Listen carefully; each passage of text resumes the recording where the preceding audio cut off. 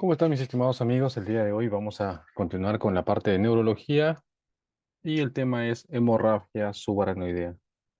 Para hablar sobre hemorragia subaracnoidea tenemos cosas muy importantes. Lo primero, tenemos que definir la anatomía y como vemos acá en la parte superior izquierda de la diapositiva, vamos a tener que reconocer el espacio subaracnoideo. El espacio subaracnoideo está comprometido o comprendido entre dos meninges, tanto la aracnoides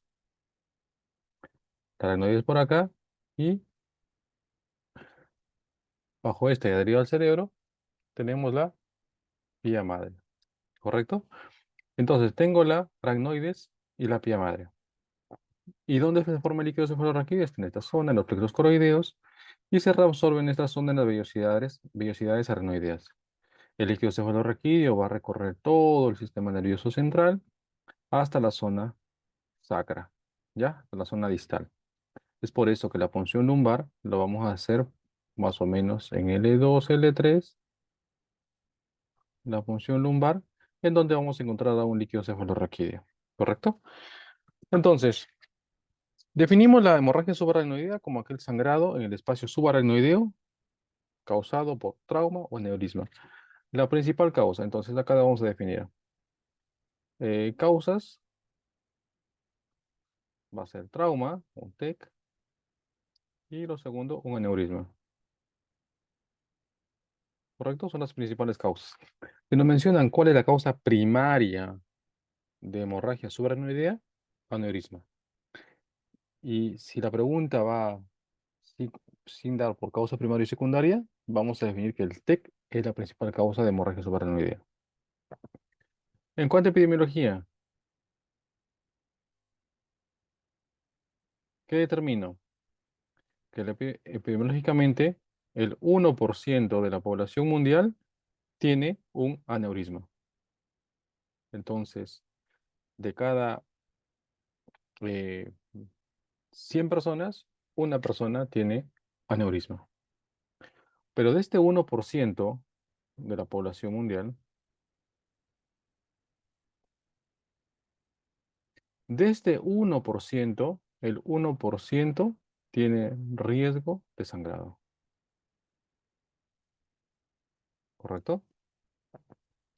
Y de este 1% que ha sangrado, entre el 20 y 25%, según la bibliografía que revisemos, fallece al momento del accidente, de la hemorragia subaracnoidea, del primer sangrado.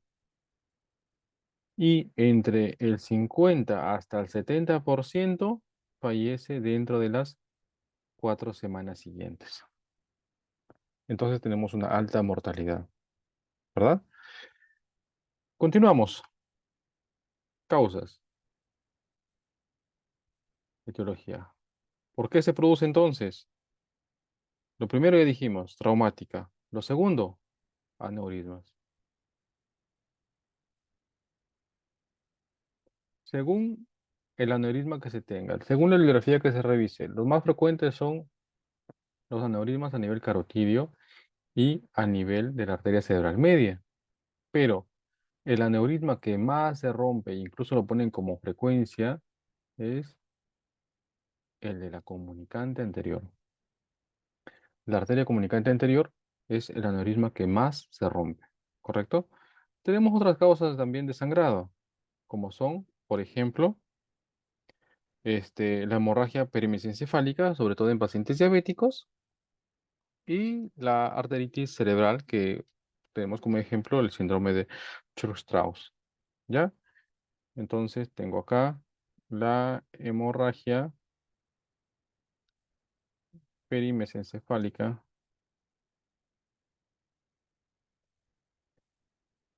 y las arteritis,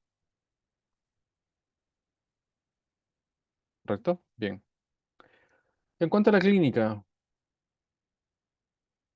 ¿qué dice el paciente? Cefalea, cefalea intensa, súbita y difusa, que puede aparecer de manera súbita y ir aumentando incluso durante los primeros 5 minutos, llegar al pico de la intensidad, pero solamente son durante los primeros segundos o el primer minuto. pero puede ir aumentando. Lo segundo, rigidez de nuca. Pero, algo importante, la rigidez de nuca no se presenta de manera inmediata. Pasan aproximadamente entre 3 y 12 horas para que esta rigidez de nuca se presente. ¿Correcto? También puede presentar, según el compromiso de los nervios, de los pares craneales que se den, puede presentar una parálisis parcial o total del tercer par craneal,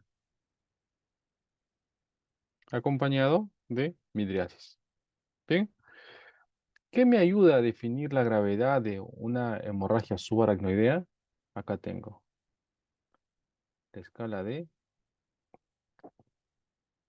Hunt y His, que me dice, mientras, esta escala me permite cuantificar la gravedad del estado clínico del paciente. Me dice, mientras más bajo sea el sangrado, probablemente sea menor el compromiso clínico del paciente.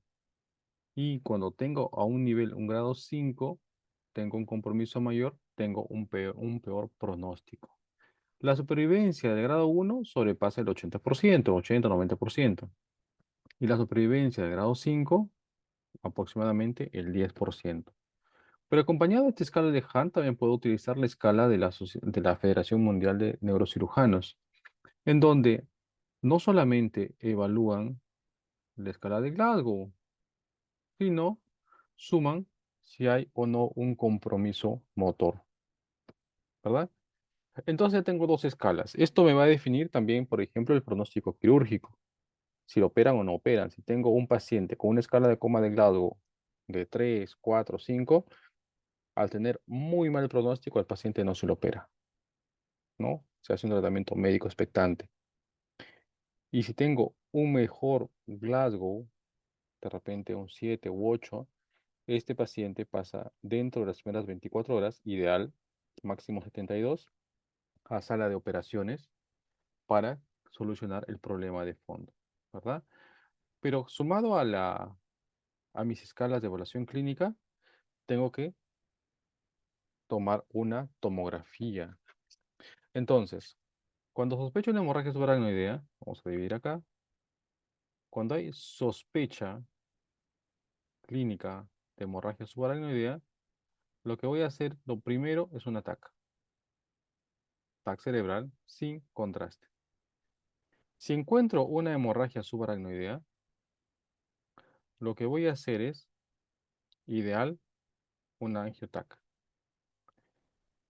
Si determino dónde está el aneurisma, entonces lo que voy a hacer es, si es necesario, una cirugía urgente.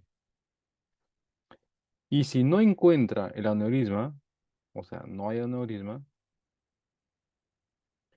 entonces puedo pasar a hacer una angiografía. Y si dentro de la angiografía encuentro un aneurisma, voy a proceder a una embolización. ¿Ya? Si la embolización no es posible, voy hacia una cirugía. Si la TAC no me da evidencia de una hemorragia subaracnoidea, o sea, no hay una hemorragia subaracnoidea evidente, lo que voy a hacer es hacer una punción lumbar. Si esta punción lumbar es positiva, entonces lo que voy a hacer es que se haga una angiografía, ¿correcto? Una angiografía. Si la punción lumbar es negativa, entonces lo que tengo que continuar con los estudios para determinar cuál es la causa de los síntomas clínicos. En la punción lumbar, cuando voy a realizarlo, lo tengo que realizar pasadas las 6 horas. ¿Y qué voy a encontrar? Este líquido, un líquido santocrómico. Este es normal y este es el líquido santocrómico, ¿correcto?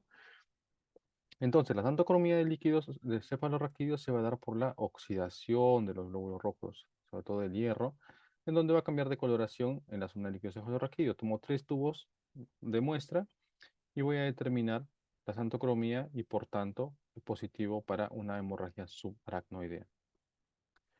En la tomografía, en la TAC que yo solicito, voy a evaluar la escala de Fisher. Y la escala de Fisher me va a determinar del 1 al 4 cuánto es la extensión del sangrado.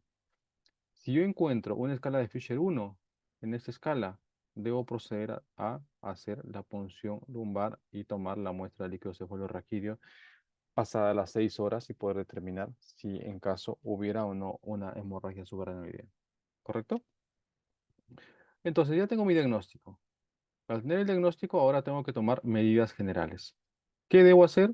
Lo primero, uno, hospitalizar al paciente. Si es una escala de Hunt-His de 1 o 2, puede pasar a hospitalización de neurocirugía, donde esté monitorizado, y si fuera mayor, a una unidad de cuidados intensivos. ¿Qué más? Vía aérea.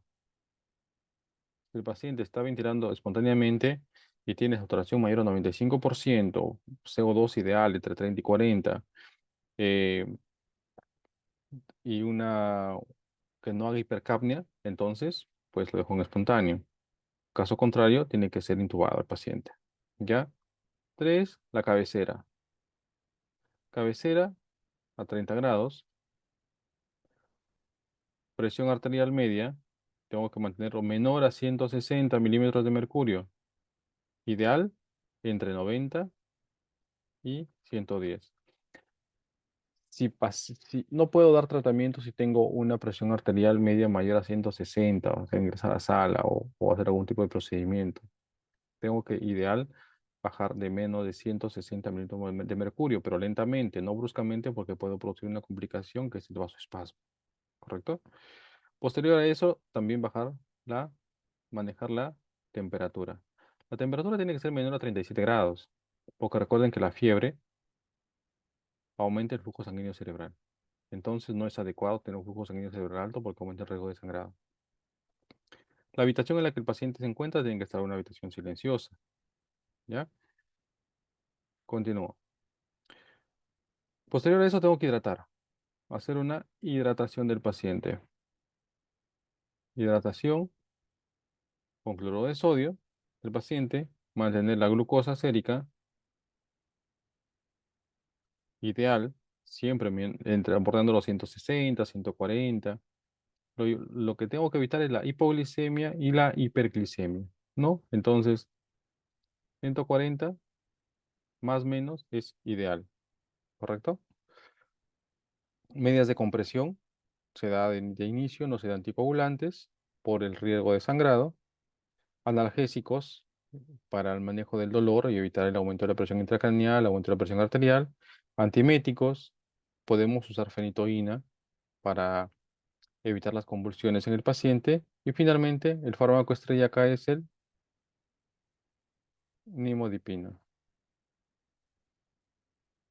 60 miligramos cada 4 horas. ¿Ya? 60 miligramos cada 4 horas. Puede ser por vía oral o por zona nasogástrica. También se puede usar por vía endovenosa, pero el riesgo de colapso cardiovascular es alto. Y se puede usar la vía oral si el paciente está despierto o por sondas nasogástricas si el paciente pues no lo está. ¿Bien? Entonces el objetivo es prevenir el resangrado.